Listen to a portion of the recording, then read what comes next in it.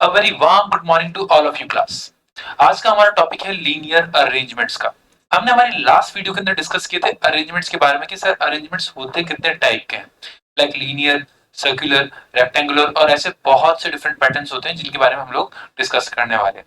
आज का जो हमारा मेन टॉपिक है लीनियर अरेंजमेंट्स का। Sir first of all linear arrangements होता क्या है? जब सर हम किसी स्पेसिफिक लाइन के अंदर या रो के अंदर स्पेसिफिक अरेंजमेंट करते हैं, लोगों को सिट बैठाते हैं और सेट करते हैं कि कैसे चीजें अरेंज हो सकती है बेस्ड ऑन द पजल्स। हमें क्वेश्चंस के अंदर प्रॉपर्ली पजल गिवन होगा, हमें इसे सॉल्व करके स्पेसिफिक लीनियर अरेंजमेंट करना होगा। किन किन चीजों का ध्यान रखना है, कुछ बेसिक सी चीज मैंने मेरी लास्ट वीडियो में बताई थी, अभी भी बता रहा हूँ। सबसे पहले उसी इंफॉर्मेशन को लेना है जो कि स्पेसिफिक है। जैसे कि सर अगर मैं बता रहा था किसी क्वेश्चन या किसी लाइन के द्वारा कि sir B is on the extreme left end, ये अपने आप में एक स्टार्टिंग पॉइंट हो सकता है। तो प्लीज स्टार्टिंग पॉइंट चूज करते हुए बहुत दिमाग लगाना, क्योंकि सर कहां से स्टार्ट करना है, अदरवाइज आप लोग कंफ्यूज ही रहोगे। चलो कुछ बेसिक चीजें मैं डिस्कस करता हूं आपसे। जनरली लोग कहां पे नॉर्थ फेसिंग उनको इन्फॉर्मेशन गिवन होती है, किसमें होती है? North facing. सारे पर्सन कहां देख रहे हैं? नॉर्थ की तरफ देख रहे हैं। तो उस अकॉर्डिंग ये आपका क्या हो जाएगा? लेफ्ट। और ये आपका क्या हो जाएगा? राइट। जनरली क्वेश्चन इसी फॉर्म के अंदर आता है। लेकिन कई बार चीजें उल्टी हो जाती है। कई बार पर्सन क्या बोल देते हैं कि sir all the person are facing towards south, all of them are facing towards south. उस केस में क्या हो जाएगा? सर हमारा जो लेफ्ट है वो ये हो जाएगा और हमारा जो राइट है वो ये हो जाएगा। डन। तो आपको इसमें कंफ्यूजन की बिल्कुल भी जरूरत नहीं है। बाय डिफॉल्ट अगर नॉर्थ आता है तो कोई इश्यू ही नहीं है, हमारा जो बेसिकली जो लेफ्ट है वही लेफ्ट रहेगा और हमारा जो राइट है वही राइट रहेगा। लेकिन अगर क्वेश्चन में स्पेसिफाई कर दे कि all the persons are facing towards south, तो आपको कुछ नहीं करना, अपने लेफ्ट को राइट बना दो और राइट को लेफ्ट बना दो। क्योंकि अगर क्वेश्चन बोलता है A is sitting left to the B, A is sitting left to the B, तो आप उसको लेफ्ट नहीं राइट समझेंगे। तो अपन उसको कैसे पुट करेंगे? A is sitting right to the B. ठीक है ना? अपन को लेफ्ट राइट को रिप्लेस कर देना है, चीजें आपकी बहुत फास्ट हो जाएगी। When they are facing towards south, I repeat, direction का बहुत फर्क पड़ता है, क्योंकि हमारे जो लेफ्ट और राइट है वो डायरेक्शन बेस्ड है। आप किस तरफ देख रहे हो उस अकॉर्डिंग आपका लेफ्ट और राइट चेंज हो जाता है। ये सब हमने हमारी डायरेक्शन वाली क्लास में डिस्कस किया था क्लास। चलो आगे देखते हैं और कैसे पैटर्न होते हैं। सर यहाँ तो आप सब नॉर्थ की तरफ देख रहे हो, यहाँ सब साउथ की तरफ देख रहे हो। एक पैटर्न और होता है जिसके अंदर दो पैरेलल रोज होती है, both are facing towards each other. तो एक नॉर्थ की तरफ देख रही होगी और एक साउथ की तरफ देख रही होगी। कैसे होगा बेटा? कुछ क्वेश्चन इस टाइप का होगा।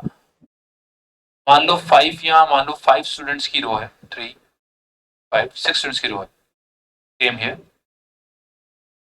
दे all are facing towards each other. ठीक है ना? 6 पर्सन साउथ की तरफ देख रहे हैं, 6 पर्सन नॉर्थ की तरफ देख रहे हैं। अब इनका कुछ अरेंजमेंट दे रखा क्लास, इसमें थोड़ा सा समय लगता है। जनरली से पहले वाले जो मैंने आपको सिंपल अरेंजमेंट सिंगल रो आएगी, वो करना थोड़ा सा आसान होता है as comparative to this parallel rows. कैसे सॉल्व करते हैं? जैसे मैं आपको बताया तीनों, प्लीज हेड पॉइंट ध्यान रखना।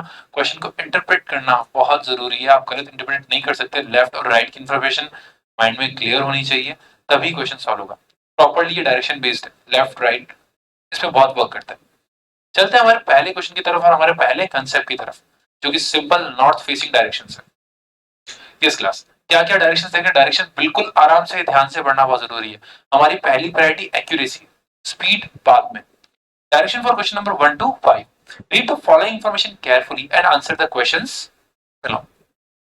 6 persons C, D, E, F, G and H are standing in a straight line facing north, not necessarily in the same order.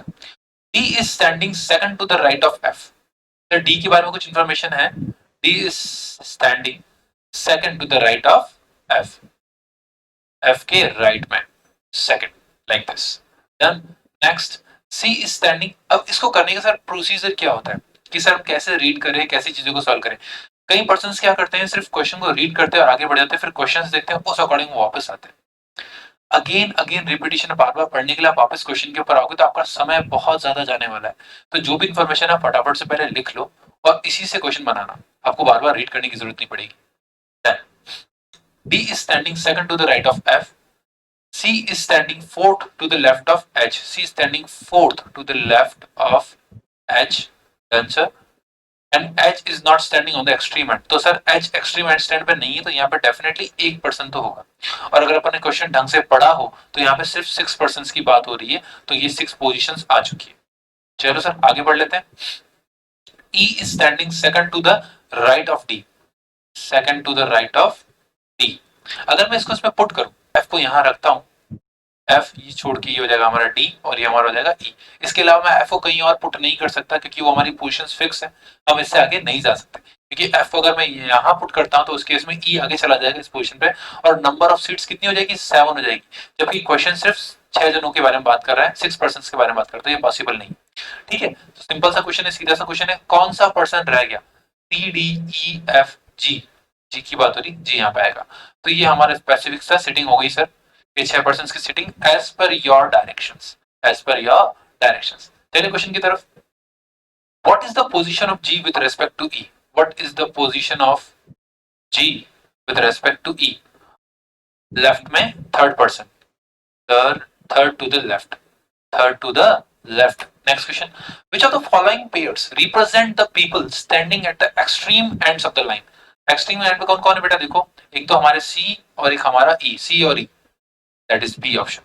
Option number B. बहुत easy है, conceptual है. एक बार आपने अगर अपने इस जो puzzle को solve कर दिया, puzzle को proper आपने solve कर दिया तो उस केस में क्या होगा, चीजें बहुत fast solve हो जाएगी.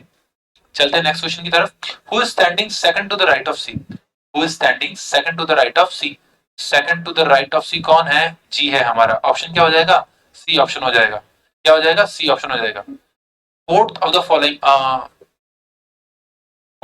following five are alike in a certain way based on their position in the above arrangement, so form a group.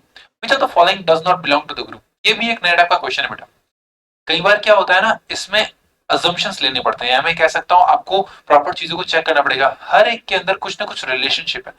ये कहना ये चाहता है सिर्फ 5 में से 4 में स्पेसिफिक रिलेशनशिप है जो कि वो फॉलो करते हैं, एक स्पेसिफिक पैटर्न है, जबकि वो पांचवा उस चीज को फॉलो नहीं करता और आपको उस ऑड वन को बाहर निकालना है. चलो चेक कर लेते हैं क्या क्या ऑप्शन है सर. एक है सी जी, सी और जी में कितना डिफरेंस है, 1 का डिफरेंस है, लेफ्ट टू राइट. जी और ई, जी और ई में सर कितना डिफरेंस है, 2 का डिफरेंस है. कितने का, 2 का डिफरेंस है और लेफ्ट टू राइट ही है. जी और एच चेक कर लेते हैं सर. जी और एच में कितना डिफरेंस है सर, 1 का डिफरेंस है और लेफ्ट टू राइट है, मतलब सब में एक एक का डिफरेंस है. एक और चेक कर लेते हैं, डी और ई. यस सर, डी और ई में भी एक का ही डिफरेंस है और लेफ्ट टू राइट. तो डेफिनेटली जो बीच में जी टू ई आया था वो एक ऑड था, ये हमारा ऑड वन है. तो ऑप्शन क्या हो जाएगा, B option class. Questions definitely easy लग रहे होंगे आपको अभी बेटा. ये कंसेप्ट है, कंसेप्ट को समझोगे तो मैं आगे और टिपिकल वे में बन चल सकते हैं. अगर आपको लगता है कि आपकी स्किल बहुत ज्यादा इससे अच्छी है, आप इससे और फास्ट कर सकते हो, आपके बहुत सारे क्वेश्चन बेताबी से वेट कर रहे हैं. So don't worry about that, there are plenty of questions of different levels. चलो स्टार्ट करते हैं. ये क्लास जो हो रही है सिर्फ कंसेप्ट रिलेटेड हो रही है, तो प्लीज कंसेप्ट को ध्यान से समझना जो बेसिक से पढ़ रहे हैं. If all the people are asked to stand in alphabetic order from left to right, the position of how many will remain unchanged. ऐसे क्वेश्चन करने का सबसे इजी और सबसे फास्ट तरीका क्या है, आप फटाफट से यहाँ पे फॉर्म सीधा लिख दो. क्या सी से स्टार्ट करें, C D E F G and H. Check कर लो सामने और पैरेलल इक्वल कौन है, एक तो सी है और ये नहीं है सर, ये नहीं है, ये भी इक्वल नहीं, ये भी इक्वल नहीं, ये भी इक्वल नहीं. सर सिर्फ ऐसा एक पर्सन है. देखो क्वेश्चन फिर से रीड करो. The position of how many will remain unchanged, कितने पर्सन है, 1%. कितने पर्सन है सर, 1%. तो इस टाइप के कुछ क्वेश्चंस आएंगे आपके लीनियर अरेंजमेंट्स के अंदर. इसके अंदर आएंगे लीनियर अरेंजमेंट्स के अंदर. चलो थोड़ा सा आगे बात करते हैं. सर यहां तक तो समझ में आया कंसेप्ट क्या था, कैसी चीजें थी. थोड़ा लेवल बढ़ा दिया जाए, क्वेश्चन एक थोड़ा अच्छे लेवल का बताओ सर. चलो नेक्स्ट क्वेश्चन करते हैं, इसका लेवल थोड़ा सा बड़ा है. सेम कंसेप्ट है बट क्वेश्चन थोड़ा सा बड़ा है, क्योंकि बड़े क्वेश्चन देख के जनरली लोग डर जाते हैं. डरने की जरूरत बिल्कुल भी नहीं. Direction 6 to 10. Study the following information carefully and answer the given questions following it. Directions बहुत इंपॉर्टेंट है, बिल्कुल ध्यान से आराम से पढ़िए. आपका एक बार अगर पजल सॉल्व हो गया तो आंसर्स लाना कोई बड़ी बात नहीं है, बहुत इजी होती चीजें. मैं ये नहीं कह रहा हूँ कि हमेशा आपके जो क्वेश्चंस इजी आएंगे, कई बार क्वेश्चंस भी डिफरेंट टाइप के आते हैं. जैसे ऑड वन आउट जो कि क्वेश्चन नंबर 4 था आपका, अच्छा क्वेश्चन था. इस टाइप के लेवल के क्वेश्चंस भी आ सकते हैं क्लास. पढ़ते हैं क्वेश्चन को. 11 students A, B, C, D, E, F, G, H, I, J and K are sitting in the first row of a class facing the teacher. Generally हम लोग ये मानेंगे वो नॉर्थ की तरफ फेस कर रहे हैं और क्वेश्चन को अकॉर्डिंगली सॉल्व करेंगे. D, who is on the immediate left of F, is second to the right of C. D, who is on the immediate left of F, is second to the right of C, second to the right of C. Done, sir. A is the second to the right of E, and who is at the who is at one of the ends. A is second to the right of E. A is second to the right of E, और E से ही line start होती है। क्यों? क्योंकि ई एक immediate and पे है, तो डेफिनेटली राइट एंड तो हो नहीं सकता, क्योंकि सर ए आ रहा है राइट की तरफ, डेफिनेटली ये इमीडिएट एंड कौन सा होगा? लेफ्ट वाला होगा, तो ये इसका इमीडिएट एंड, तो मैं यहाँ पे कह सकता हूँ यहाँ पे हमारा ई होगा। चलो सर आगे बात करते हैं। J is the immediate neighbor of A and B. J is the immediate neighbor of A and B. J can be the immediate neighbor if वो A और B के बीच में आता है, ठीक है? तो कैसे लिख सकते हैं? अगर J यहाँ आएगा तभी वो immediate neighbor बन पाएगा A और B का। Next, third to the left of G, third to the left of G, अगर ये थर्ड है 1 2, यस यहाँ आ जाएगा हमारा G, third to the left of G, तो J कौन है? Third to the left of G। चलो आगे देखते हैं और क्या क्या बाकी रह गया। H is on the middle left of D, sorry, H is on the immediate left of D, H is on the immediate left of D, यहाँ आ गया हमारा H। Done. Last information, third to the right of I, third to the right of I, अगर I यहाँ होगा तो यहाँ पे third हमारा H हो जाएगा, अगर I यहाँ होगा तो यहाँ पे हमारा H आ जाएगा, third to the right of I। तो ये कुछ दो इन्फॉर्मेशन है, दोनों को अगर हम लोग मिक्स करने की कोशिश करें, सेम में एक ही लाइन लिखने की कोशिश करें, कैसे लिख सकते हैं? देखो, अगर मैं इसे पुट करूं तो I यहाँ पुट तो कर नहीं सकता, क्योंकि यहाँ पे डिफरेंट नंबर्स है, यहाँ पे डिफरेंट अल्फाबेट्स है और यहाँ पे डिफरेंट अल्फाबेट्स है, तो I को एक बार यहाँ पुट करके देखते हैं, G का gap, then C H D and F। Count करो कितने वर्ड्स है? 11% होने चाहिए, 1 2 3 4 5 6 7 8 9 10 एंड 11। सर परफेक्ट पोजीशन आ चुकी है, 1% मिसिंग है और वो है हमारा K, तो हमारी प्रॉपर पोजीशन आ चुकी है। पर लिखो लाइन के ऊपर, it's 1 2 3 4 5 6 7 8 9 10 and 11, that is K A J B I G C H D and F। हमने पजल सॉल्व कर लिया। फटाफट से क्वेश्चंस की तरफ चलते हैं। आप कभी भी सुनो मेरी बात को, आप आराम से क्वेश्चंस को, मेरी वीडियो पॉज कर सकते हो और क्वेश्चंस को सॉल्व करने की कोशिश करो। जब आप सॉल्व करोगे तब ज्यादा मजा आएगा class. Yes, who is sitting Midway between E and H? E और H के मिड में कौन है? देखो फटाफट से बेटा, ये हमारा E है, ये हमारा H है। ये भी बहुत अच्छा क्वेश्चन है। इसको करने के बेटा दो तरीके, जो लॉजिकल है वो आपको बता दूं, दोनों के एग्जैक्ट मिड में कैसे बैठ रहा है। तो सर एक बार देख लो, यहाँ से भी 3 काउंट कर लो, यहाँ से भी 3 काउंट कर लो, सर एग्जैक्टली मिड में कौन है? बी है, तो हमारा ऑप्शन क्या हो जाएगा? B option. मतलब जितने आप यहाँ से काउंट कर रहे हो उतने आप वहां से काउंट करो, और जो मिड में एग्जैक्ट मिडल में आएगा हमारा क्या हो जाएगा? बी हो जाएगा, और वही हमारा आंसर है। एक और मैथमेटिकल ऑप्शन भी होता है कि सर एच तक अगर मैं बात करूँ तो टोटल नंबर ऑफ पर्सन कितने हैं? 11, तो एच तक 2 हटा दो अगर मैं 11 में से, तो एच तक कितने? 9% है, और मुझे क्या निकालना है? मिडिल नंबर, मतलब मीडियन, और फॉर्मूला होता था उसका n+1 डिवाइडेड बाय 2। n कितने sir? 9+1 divided by 2, that is fifth number पे जो भी है वो हमारा आंसर है, दैट इज फिफ्थ कौन है? बी ऑप्शन है। दोनों आपके हाथ में, दोनों जो आपको तरीका इजी लगे, आसान लगे, उसको फॉलो अप करो। ठीक है, लॉजिकल वाला इजी लगता है वो फॉलो करो, मैथमेटिकल इजी लगता है उसको फॉलो करो, it's on you. Which of the following stated is not true in the context of the above sitting arrangement? कौन सा स्टेटमेंट सही नहीं? बेटा ये वाले क्वेश्चन थोड़ा टाइम कंज्यूमिंग होते हैं, तो फटाफट से करने की कोशिश करना, क्वेश्चन को रीड करो, अगर लाइन फटाफट से सही लगती है उसको आप स्किप करके आगे बढ़ सकते हो। There are 7 students sitting between K and D, sir K और D के बीच में, देखो K ये रहा, D ये रहा, डन सर। कितने? 1 2 3 4 5 6 7, परफेक्ट है।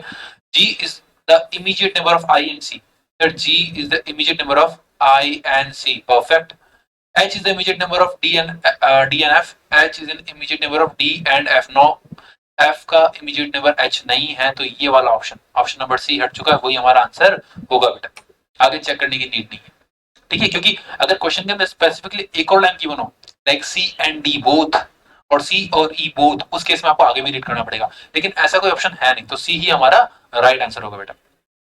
To obtain the respective seats of all the persons which statement given above is not required, बेटा ये कहना चाहता है कि कौन सी एडिशनल लाइन थी पूरे स्टेटमेंट के अंदर जिसकी नीड नहीं थी, ये आपने जो प्रॉपर पजल सॉल्व किया उसके अंदर, पजल सॉल्यूशन के अंदर उसकी कोई नीड नहीं थी बेटा, ऐसी कोई भी लाइन नहीं थी। हमारे तो सारी लाइनें काम में आई थी, तो नन ऑफ दीज। सर ऐसा कोई स्टेटमेंट नहीं है जो हमारे काम नहीं आया था। चलो, besides E, who among the following is at the extreme and. अच्छा, ई हमारे लेफ्ट हैंड पे है तो एफ हमारा कहाँ है, राइट हैंड पे, तो हमारा ऑप्शन क्या हो जाएगा, बी ऑप्शन। बहुत इजी क्वेश्चन है, इजी लग रहे होंगे, सिर्फ इस पजल को सॉल्व करने में दिमाग लगाओ, काफी डिफरेंट तरीके से पजल आ सकता है। ये जो मैं क्वेश्चंस करा रहा हूँ ये आपकी लेफ्ट राइट की जो नॉलेज है उसको बेटर करने के लिए करा रहा हूँ, कि आपकी लेफ्ट और राइट में जो थोड़ा बहुत कंफ्यूजन होता है, आपको थोड़ा समय लगता है सॉल्व करने में, उसमें आपका कंसेप्ट क्लियर होना चाहिए। चलो, which of the following group is at the left of I? Which of the following group is at the left of I? 3% का ग्रुप है, हमारे लेफ्ट में कौन है, ए, जे और B. Which option, first option sir, first option ही हमारा सही है, ए, जे और बी, ये ग्रुप आई के एग्जैक्ट लेफ्ट में। क्वेश्चंस बहुत इजी लग रहे होंगे ना। तो मैंने कहा था ना, आपका एक पैरेलल वे वाला भी क्वेश्चन आता है, दो पर्सन अलग अलग पैरेलल लाइन से बैठे हुए हैं या दो ग्रुप्स पैरेलल लाइन से बैठे हुए हैं, they both are facing towards each other. तो उस तरह के क्वेश्चंस को हम लोग कैसे कर सकते हैं, आज अब हम वो डिस्कस करेंगे। यस, चलो सॉल्व करते हैं। एक अच्छा सा प्यारा सा शानदार सा क्वेश्चन है, इसमें थोड़ा सा लिटिल बिट थोड़ा सा दिमाग लगेगा आपका, ऑल्दो बेसिक लेवल पे क्वेश्चन है। A B C D and E are 5 men sitting in a line facing to south, facing to south, while MNOP and Q are 5 ladies sitting in a second line parallel to the first line and are facing towards north। मैं अगर बात करूं इन दोनों की, तो ये जो A2E है वो कहाँ देख रहे हैं, साउथ की तरफ, मतलब साउथ की तरफ, और ये हमारे जो M2Q है वो कहाँ देख रहे हैं, नॉर्थ की तरफ। कहाँ देख रहे हैं, नॉर्थ की तरफ। चलो स्टार्ट करते हैं। तो ये ध्यान रखना, एम वाले केस में हमारा लेफ्ट लेफ्ट है और राइट राइट है, लेकिन ए से लेके ई के केस में हमारा लेफ्ट राइट है और राइट लेफ्ट है। कैसे सॉल्व करेंगे देखना, फटाफट से आराम से समझना। क्या बोल रखा है, B who is just next to the left of D is opposite to Q. Sir B है जो हमारा इज अपोजिट टू क्यू, ये बात तो फाइनल है। अब इसने एक लाइन और कही थी, B who is just next to the left of D. अब ये लेफ्ट ऑफ डी कह रहा है, तो मैं लेफ्ट नहीं राइट ऑफ डी, तो डी के राइट में है बी। समझ रहे हो ना, ये साउथ की तरफ देख रहे हो तो मैं लेफ्ट को राइट कर रहा हूं। चलो नेक्स्ट चीज, C N are diagonally opposite to each other. ये तो तभी पॉसिबल है जब सी और एन एक्सट्रीम एंड्स पे हो, सी और एन एक्सट्रीम एंड्स पे हो, तभी ये पॉसिबल है। तो ये बात तो फाइनल होगी, सी और एन एक्सट्रीम एंड्स पे आएंगे। Next, E is opposite to O, who is just next right of M. E is opposite to O. Who, अब यहाँ पे देखना who किसके लिए यूज किया गया बेटा, इस केस में who यूज किया गया है O के लिए। किसके लिए यूज किया गया है, O के लिए। Yes, who is just next right to M। यहाँ पे राइट का मतलब राइट ही होता है, क्योंकि M से लेके Q तक कहाँ देख रहे हैं, नॉर्थ की तरफ। राइट का मतलब राइट होगा, प्लीज लेफ्ट राइट का ध्यान रखना। Who is just next right to M, तो सर O की बात हो रही है, next right to M।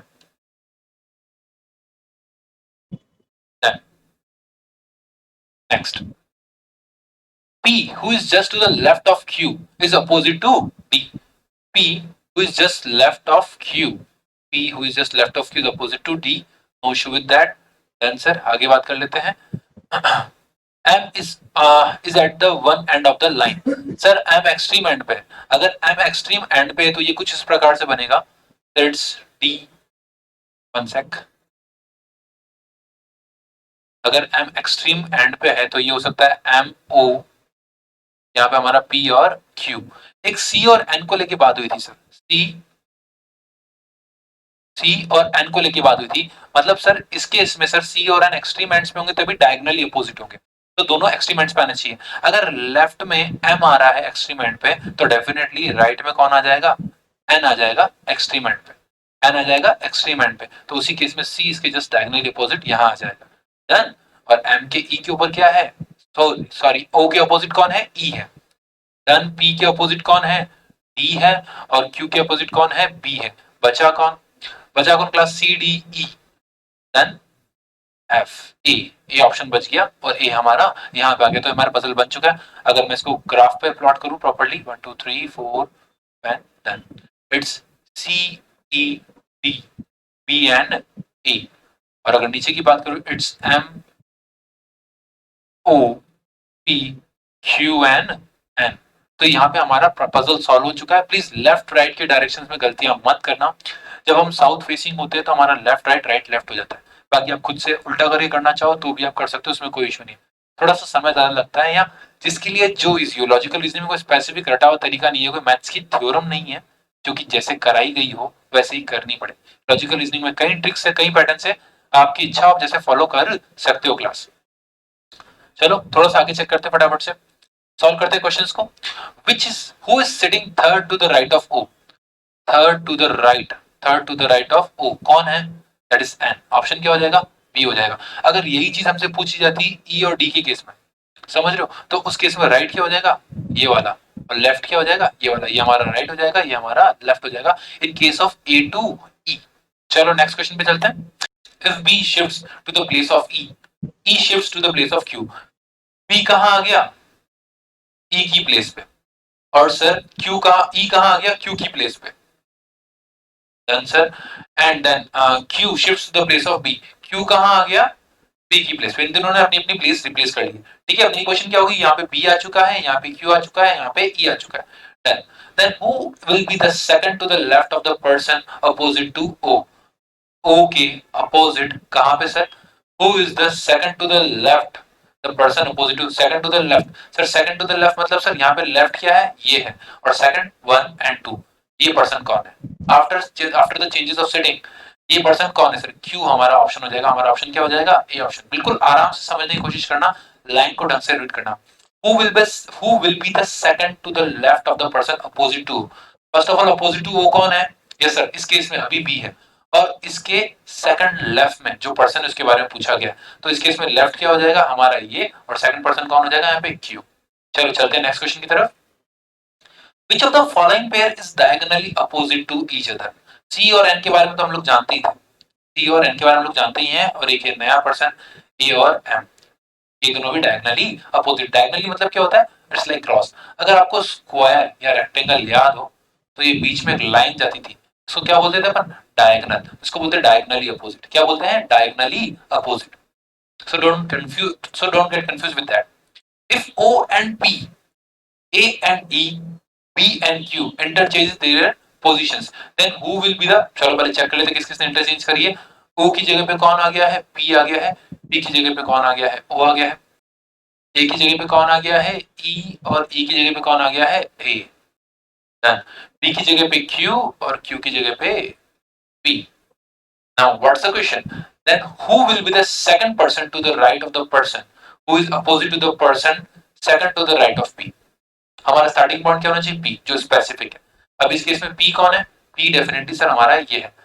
Second to the right, yes class, second to the right of P, second to the right, second to the right कौन हो गया? P। Done sir, यहाँ पे हम B तक पहुंच गए। नेक्स्ट आगे बताइए sir. Who will be the second person to the right of the person, who will be second person to the right of the person who is opposite to the person. Done. यहाँ पे second right person, second right, ये तो हमारा क्या हो जाएगा? Yes class, ये तो क्या हो जाएगा? लेफ्ट। ये हो जाएगा हमारा राइट। सेकंड पर्सन कौन है? राइट, ए। सेकंड पर्सन कौन है? राइट, ए। ऑप्शन क्या हो जाएगा? बी ऑप्शन, जिसका आंसर क्या है? ए। लाइन को आराम से पढ़ो, ढंग से पढ़ो। कैसे सॉल्व करते हैं? हमारा स्पेसिफिक पॉइंट क्या है? बी। ठीक है ना? Opposite to the person second to the right of P, P के सेकंड राइट वाला पर्सन के अपोजिट। तो पी के सेकंड राइट पर्सन कौन सा है सर? हमारा इस केस में अभी बी है। उसका अपोजिट कौन है? क्यू है। और उससे पहले क्या बात की गई? Who will be the second person to the right of the person. अब ऑफ द पर्सन कौन है? क्यू की बात हो रही है। तो इसके सेकंड राइट में, सेकंड राइट क्या हो जाएगा? ये हो जाएगा हमारा लेफ्ट, ये हो जाएगा हमारा राइट। सेकंड राइट कौन सा हो जाएगा? 1 और 2। कौन हो जाएगा? A option. After changing the sitting arrangement A हमारा इस पोजीशन पे आ जाएगा। तो हमारा ऑप्शन क्या हो जाएगा? B option. ऐसे क्वेश्चंस में बच्चे बहुत ब्लंडर मिस्टेक्स करते हैं, लेफ्ट राइट समझ नहीं आता है या क्वेश्चन को ढंग से इंटरप्रेट नहीं कर पाते। तो प्लीज जो स्पेसिफिक पॉइंट दे रखा है उससे रिवर्स आने की कोशिश करो, तो आपका क्वेश्चन सॉल्व हो जाएगा। In the original arrangement who is sitting just opposite to N? N के जस्ट अपोजिट कौन है बेटा? ए है। ऑप्शन क्या हो जाएगा? B option. ऑप्शन क्या हो जाएगा? B option. तो क्वेश्चंस को कुछ इस तरीके से सॉल्व करना है लीनियर के अंदर। पैटर्न्स और चेंज भी हो सकते हैं, जैसे कि मैंने आपको जब बताया था लीनियर के बारे में, तब मैंने कहा था पजल्स दो टाइप के होते हैं। फर्स्ट ऑफ ऑल सिंपल, दूसरा कॉम्प्लेक्स। सिंपल के अंदर सिर्फ और सिर्फ अरेंजमेंट की बात की जाती है। On the other hand complex के अंदर आपके अरेंजमेंट के साथ आपकी प्रेफरेंसेस, आपका ऑक्यूपेशन, आपका ब्लड रिलेशन, कुछ भी मैच करके चीजों को कॉम्प्लेक्स बनाया जा सकता है। क्वेश्चन को मॉडरेट और डिफिकल्ट लेवल पे ले जाया जा सकता है, तब क्वेश्चन थोड़ा सा बड़ा हो जाएगा और थोड़ा सा डिफिकल्ट हो जाएगा। वो हमारी एडवांस की क्लास में है। ओके क्लास, अभी सिर्फ कंसेप्ट को समझो और बेसिक पैटर्न क्या है तो उसको जानो। Okay class, have a nice day. For any doubts you can call me, my contact number is 9529906227। Have a nice day, be safe, be happy.